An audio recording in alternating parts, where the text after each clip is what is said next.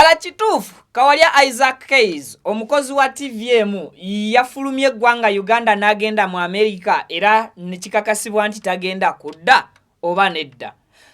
Ngenda kuba nkuwa answer. Kyakubiri omulimo yeegobye oba teyeegobye.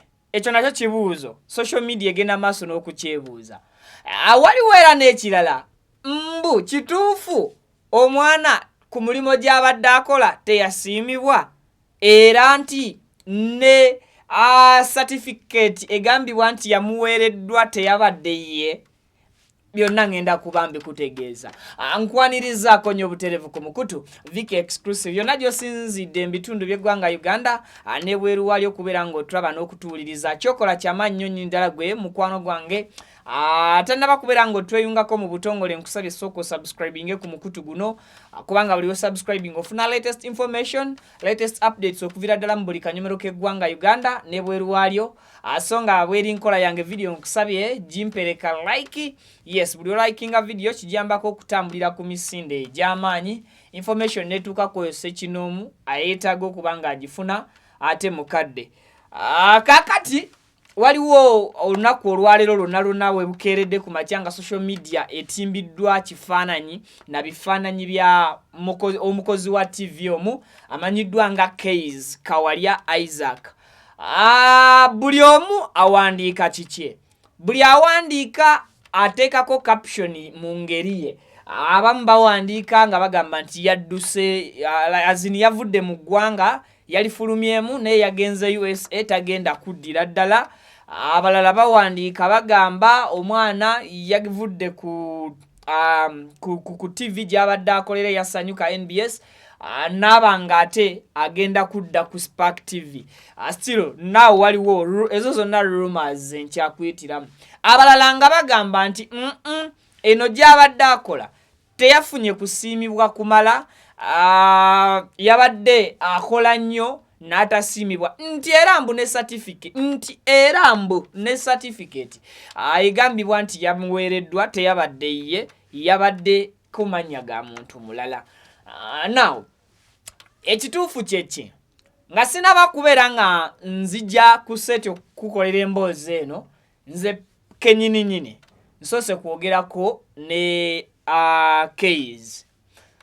Bwe njogeddemuko ne Keys yes tabadde mulambulukufu nnyo mu bye mbadde mubuuza specifically naye at least nsobodde okuinterpretinga ne mmanya ekituufu oba oliawo okusinziira mu conversation gye nkedde okufuna naye amakya g'olunaku olwaleero.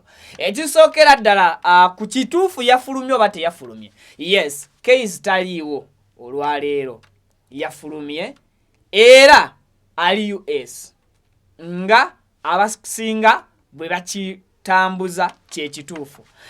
Ekyokubiri Keys ku nsonga y'okwegoba. Kansookere ku nsonga y'okwegoba ku mulimo nti yeegobye ku mulimo. Ekyo sigenda kigarantinga muntu yenna nti yeegobye ku mulimo olw'ensonga atannaba kuteekayo ye kennyini bubaka butegeeza nti yaresigninze ku mulimo oba yakoze eki yannyuse yeegobyeyo ku mulimo. So ekyo nno kituleetera okukkiriza nti ye ng'omuntu yaliba yagenze nga bw'azze afuluma n'agenda e Dubai, nga bw'azze afuluma n'agenda e South Africa, nga bw'azze afuluma ng'agenda yonna gy'abeera akoze eki gy'abeera traveling. So ne leero kisoboka okubeera nga Keys yagenze mu America n'akola ki nga saawa yonna agenda kukomawo. For example, mujjukira munnamawulire omu Keys Mukasa recently lwasembeyo okugenda mu US. Yalinawo ko wano obuzibuzibu ng'era alinawo ko n'omusango ku police ogwali gugenda mu maaso n'omuntu omu mwenna gwe mumanyi obulungi. So mukadde ke kamu Keys Mukasa lwe yafuluma n'agenda mu America. Kati bwagenda mu America abasinga era bwagenda okera ku makyanga buli omu annyonnyola kimu mu ngeri ye ne muntegera nti Ibra tagenda kola ki tagenda komawo, Ibra yadduse, Ibra yapyanse, yamazeeyo n'ebigambo ebirala. Unfortunately Ibra n'akomawo nga ndoza wayiseewo ennaku nga 4 buki abantu baali bakola ki bamaze okwogera ebyo. So nakakati kisoboka ku case okubanga teyeegobye ku mulimo, si kigarantinga naye nkugamba nti kisoboka okubanga teyeegobye, yagenze bugenzi nga bwazagenda mu nsi endala era bwatyo n'akomawo. Ekyo ndowooza nkiclarifyinze muba nkikunyonnyodde bulungi. Then ensonga endala yabadde nti Kyeyo agenda ku yeegobye era still ku NBS ansanyuka n'abanga agenda ku Spark TV. Kakati ekyo ngendera kubagamba bwe nti Kyeyo ng'omuntu NBS gyaliko olwaleero sigenda gamba gyabaddeko cause tekina confirming bwagyaliko NBS ansanyuka tennaba kubeera nga yo kennyini eraga nti omukozi waabwe takyakola ki takyaliwo. And waliwo era rumors ezaaliwo mba mujjukira kati buli kyendo aleetera mbaleeterako n'ebyaliwoko emabega. Amujjukira Suna Beni we bali kusaasaanya olugambo era nti Suna Beni agenda kuva ku Bukedde ayingire NBS olw'okuba Suna Beni baamulabako ku kizimbe kya NBS ekya Next Media be muba mujjukira bulungi era ebifaananyi ebyo abyasaturatinga nnyo ku mitimbagano. Buli omu ng'avaayo era still caption atuwayiye ono ng'ayogera nti omusajja yamaze dde okusalawo era agenda kukola program bweti ne bweti. N'abasinga baali bageresa nti agenda kukola program kusanyuka TV ekolebwa kati Kaleera ne Anteila. So I think ne Kyeyo rumors oba oli awo yali naye teyakola ki anti yali neera naawe tokiinaako facts nti tebakkaanya ne teyagenda. Kaakati kyekimu ne ku Kyeyo okugenda ku Spark TV aleke NBS ansanyuka akiyinzika okubeera nga nakyo tekirina facts zikimala kibaakinga. I think ekyo nakyo nkitegerezeza bulungi nga bwe kyaliwo ku luli ku Suna Beni nakati kisobola okubeera nga bwe kiri ku Kawalya Isaac Kyeyo. Ensonga endala era yabadde ekedde okutambula even kuviira ddala lunaku lwaggulo ensonga yatagenda kudda njimaze eya Steve njimaze then appreciation obutamwebaza. Ensonga y'okwebaza Kyeyo olw'emirimu gye gyakola waliwo abadde batambuza propaganda nti sigenda muyita propaganda because buli muntu ayogera okusinziira ku ndaba gyalabyemu story side gyagikoze ki gyagifuniddemu. Waliwo abadde bagamba nti Kyeyo ku nsonga y'obutamusiima bwe yasaba leave ng'aviiriddwako maama we awumule Mirembe Bambi nti yasaba leave ya weeks 2 okusinziira ku biri kutambula naye bwe yagenda akungubagire muzadde we ng'asabye leave ku mulimo ya weeks 2 nti mbo TV mu wiiki emu yali emaze okumuyita akomewo ku mirimu nga balaba obwetaavu bwe bumisinga nnyo era mbu yawalirizibwa okusinziira ku bibadde bira still bitambula mbu yawalirizibwa adde ku mulimo nga weeks 2 ze yali asabye ez'okuwumula tezinnaggwako nga wakayitako wiiki emu. So n'akomawo mbu n'atandika okubeera ng'akola ekyo. Sigenda nakyo kigarantingako nti ge mazima kubanga ye ng'omuntu tavangayo complaininga ku ekyo maybe ng'ayita mu balala bwe kiba nga kituufu okukikomplainingako.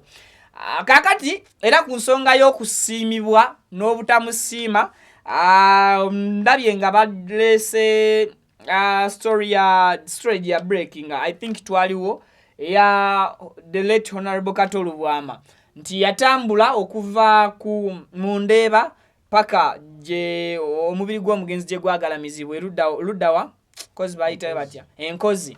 So okuva nti kwolwo nti teyasiimibwa bulungi olw'emirimu gye yakola ki gye yakola ng'ava ku boda adda ku atambuza bigere kugamba okulaba nga atusa services delivering services eri station nga zijjudde. So ntimbwera certificate eno bwe yazze okusinzira ku badde batambuza ebigambo bino balaga nti certificate teyabaddeko mannya gaani aga mwana mulenzi Kawalya Isaac Keyes, of which nze ate ng'omuntu teyasoose mbu kubeera mannya ga Isaac Kawalya Keyes.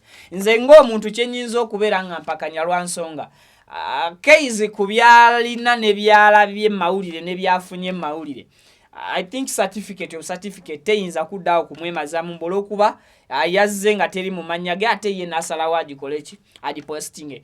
First of all yagipostinze sisuubira Keyes kupostinga certificate eya Vicky ng'ate ye alaga nti basiimyani basiimye. I think abo babadde bakyamu abo bonna abagenda maaso n'okubeera nga batambuza ebigambo ebyo. Waliwo ensonga endala gye sikalifayinzeemu kuba gye sitangazzaamu ndowooza zeezo. So maliriza ntya? Maliriza ngamba kisoboka Keyes okuba nga yagenze kuwumulamu amala akole ki adde ku mirimu. Still kisoboka waliwo obusobozi bw'okuba nti yagenze nga agenze ayinza okuba nga yagenze nga bwemwalaba omubi Masembe eyali akolera Bukedde and of course n'amala n'afuuka kansala chairman C5 bwe bityo kansala so bwe yagenda ali mu America naye yagenda kusoma.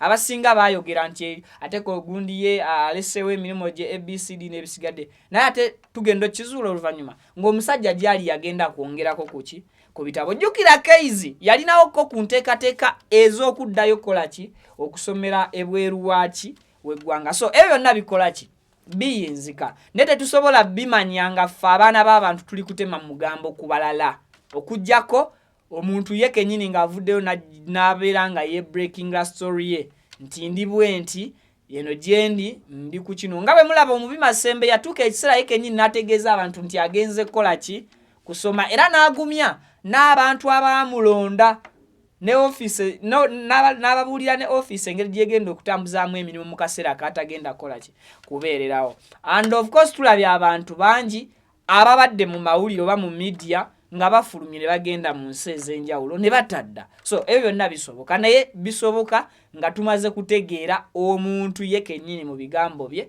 nga yatukakasizza.